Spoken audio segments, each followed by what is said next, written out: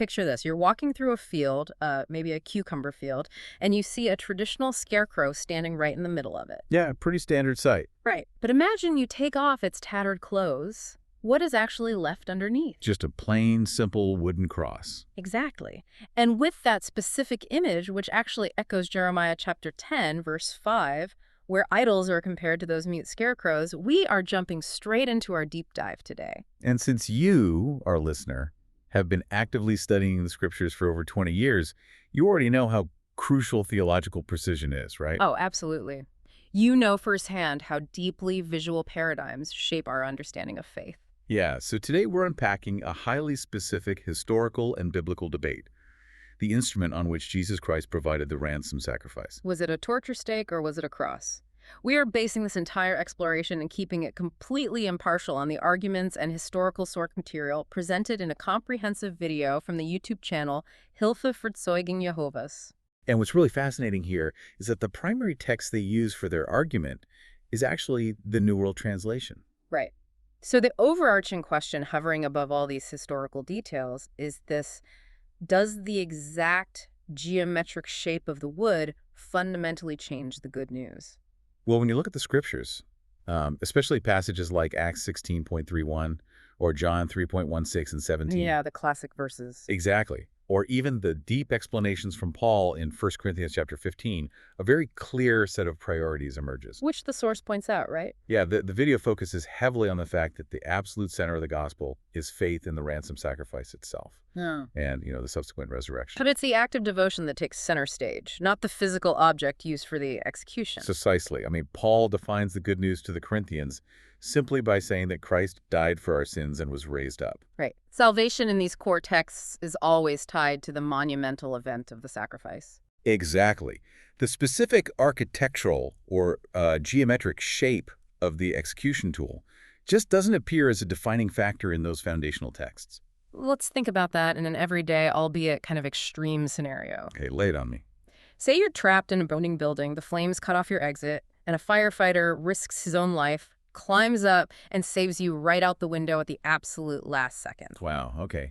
Intensely stressful. Right. But the moment you're standing safely down on the street, your immense gratitude is entirely focused on the bravery and the sacrifice of that rescuer. Yeah, totally. You would never, ever start a philosophical debate right then and there about what brand the ladder was, or if it was made of wood or aluminum. Or what angle it was leaning against the wall. Exactly. So the question is, are we completely losing sight of the actual theological masterpiece, the deliverance from sin and death, if we focus so microscopically on the physical instrument? That's a great point. And it naturally leads us to ask why this geometric shape became such a massive, identity-defining debate in the first place. Right. Why is it such a big deal? Well, it comes down to the official stance of the Watchtower Society. The source outlines this using citations from a March 2011 magazine and the well-known reasoning book. Oh, the reasoning book. We all know that one. Yeah, and the dogmatic dividing line is drawn very clearly at the accusation of idolatry. The core teaching is that the cross is deeply rooted in ancient pagan cults. So it's not just about a piece of wood. It's about this perceived spiritual contamination from false religion. Exactly. That's the argument. And the historical examples the organization uses for this are practically everywhere, like the ancient Egyptian ankh. Right, the one with the distinct loop at the top, which was a symbol of life. Yeah, or the Babylonian god Tammuz, whose initial was the mystical Tau, not to mention various historical phallic cults. So the logic we've been taught for decades is really straightforward.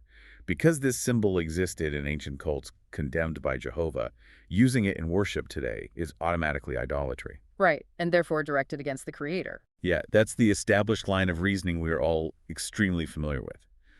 But the source video takes this exact premise and applies it to other areas of Christian life just to test its consistency. And what do they find? Well, if we go looking for pagan parallels in antiquity, we find them everywhere. For instance, the ancient Mithras cult. But you were huge in Rome. Wow. Massive. And they had a sacred communal meal with bread and wine, along with specific baptism rituals. Wow, really? Yeah. And in Hinduism, even today, it's completely normal to lavishly decorate temples and altars with flowers. Plus, Native American tribes used upright totem poles for their religious ceremonies. So the source is essentially asking a question of proportionality here. Exactly. Because if we take this pagan origin logic to its absolute uncompromising extreme, we run into a massive problem. We really do. I mean, wouldn't we have to strictly ban the use of flowers at the annual memorial just because the Hindus use them to venerate their idol? That's the logical conclusion of that rule, yeah. Or, bringing it right back to the debate, wouldn't we have to reject the concept of the torture stake itself? Since pagan nations undeniably used upright poles in their fertility cults. Right. At what point in history does an everyday object or a simple geometric shape finally lose its pagan contamination? That is the glaring vulnerability in the argument of absolute avoidance. And to unpack this historical issue further, the source dives deep into the linguistic and documented reality of the ancient world. Okay, starting with the Greek word staros, right? Yes, and the linguistic baseline is fully acknowledged here. Staros primarily means an upright stake or a palisade, like you'd use for a fortification. Sure. But the cited sources, which include recognized biblical encyclopedias, show that the Romans frequently adapted this basic stake in their execution practices. Right, because the Romans practically engineered crucifixion for maximum public terror. Exactly. Often the vertical stake was already anchored permanently in the ground, and the condemned person just had to carry the crossbeam, the patibulum, to the execution site. The Romans were terrifyingly pragmatic. But this is where the video's evidence gets extremely compelling because it addresses how historical literature is actually used within the organization. Oh, you're talking about the Justus Lipsius controversy. Yes. The 16th century scholar, his work, De Cruz, is cited over and over again in the Watchtower Society's literature. This anomaly with Lipsius is honestly one of the strongest methodological points in the entire analysis. Right. So, numerous publications print this very specific illustration from Lipsius's book.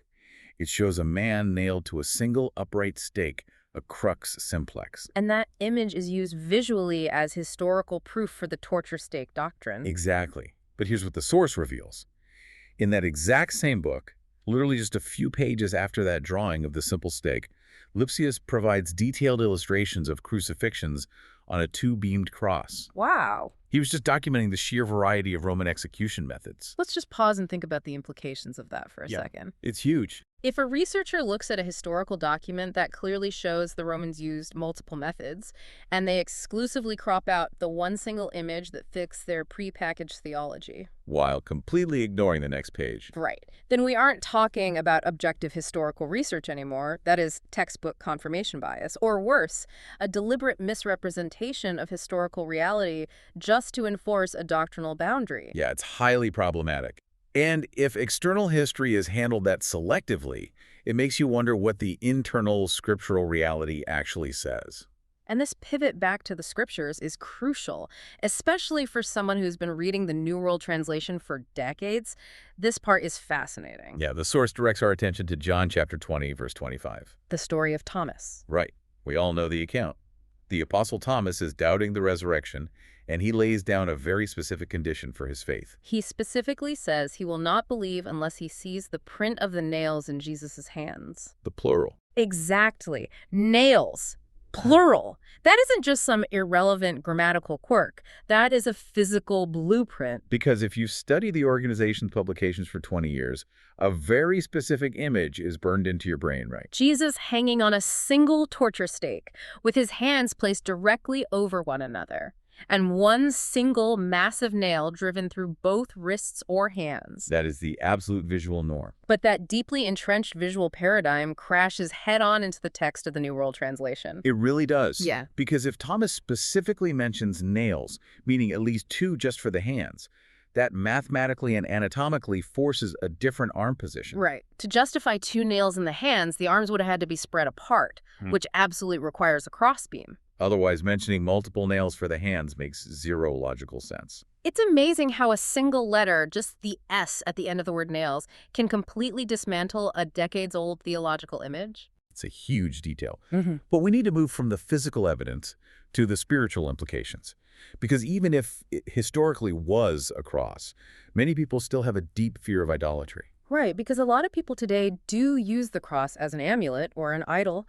How does the source address that? Well, the video brings in the Apostle Paul's reasoning from 1 Corinthians chapter 8. Oh, regarding meat offered to idols. Exactly. Paul is dealing with a massive crisis of conscience among early Christians.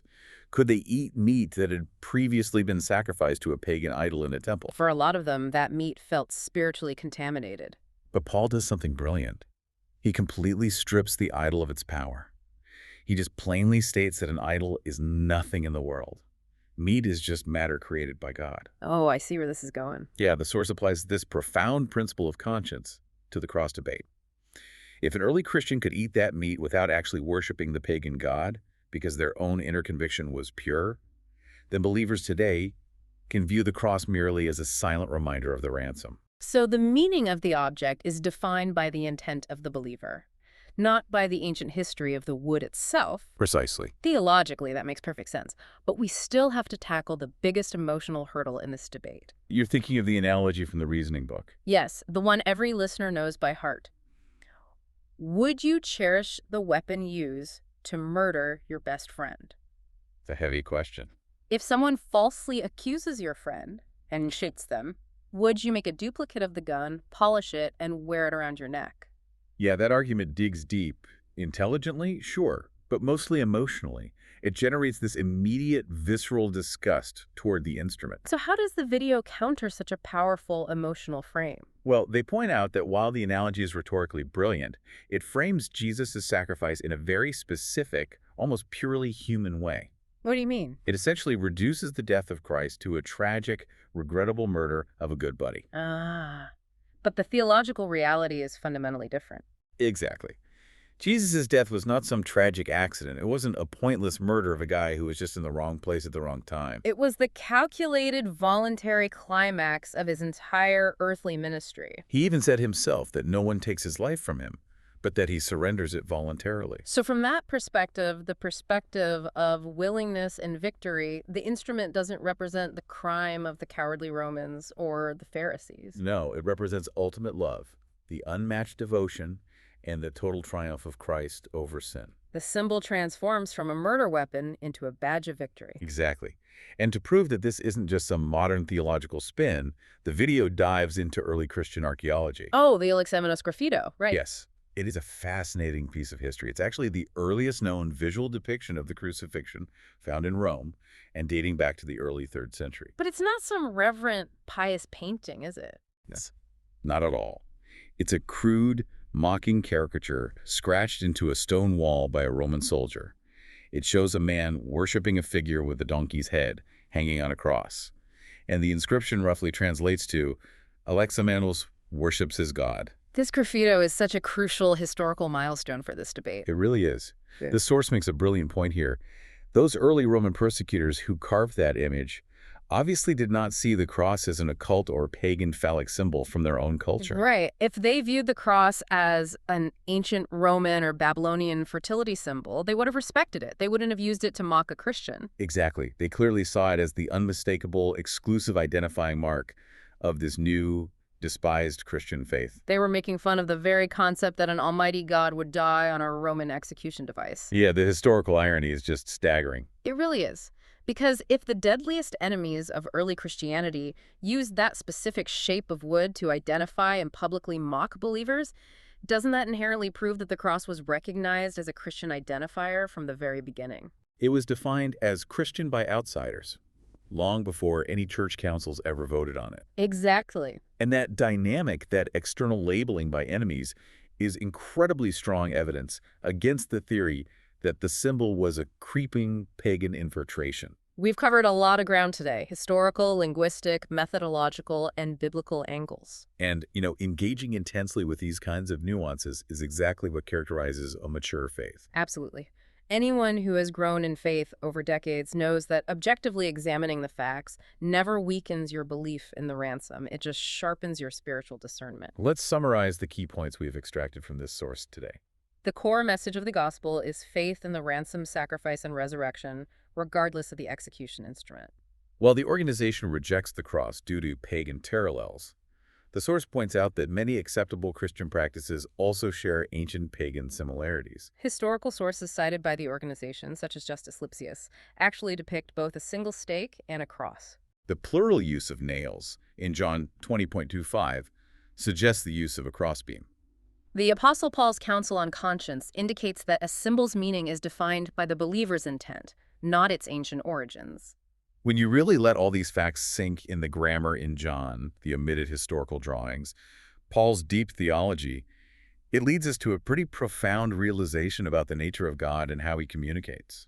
And that brings us to a final thought I want to leave you with, something to mull over on your own. Yeah, think about this. If the exact millimeter-precise geometric shape of the wood was the absolute most critical factor to the Creator, essential for understanding the ransom and avoiding deadly idolatry, why did Matthew, Mark, Luke, and John leave the specific physical dimensions of the instrument completely unmentioned? Why do they focus every single syllable entirely on the spiritual meaning of the act instead?